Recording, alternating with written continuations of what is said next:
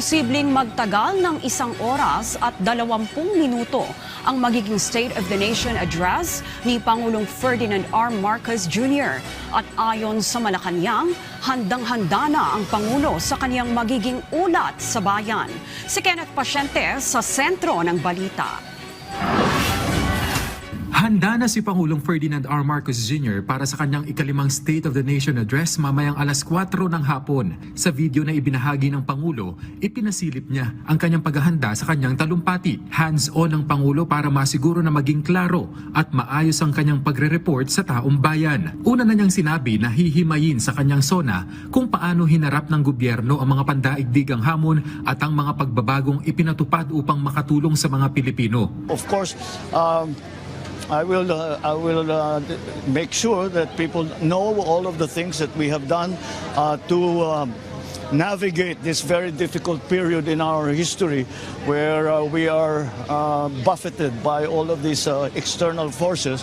But nonetheless, our response has been good, and we have had to make adjustments, but those adjustments have been effective and have served their purpose, and I know that it has helped people weather this storm and continue to weather this storm until things hopefully normalize. Sa impormasyong ibinigay ni Palace Press Officer Undersecretary Claire Castro, tinatayang aabot sa 1 oras at 20 minuto ang talumpati ng presidente, batay sa kanyang naging rehearsal kagabi. Pero inihayag na rin ng punong ehekutibo na kahit halos tapos na, patuloy pa rin anyang nire-rebisa ang kanyang talumpati. I'm never done. Until 1 hour before the sun, I'm still changing it, because of course we want it to be perfect. So, but on the whole, yes, on the whole, it's I would say the actual language is 90+% done.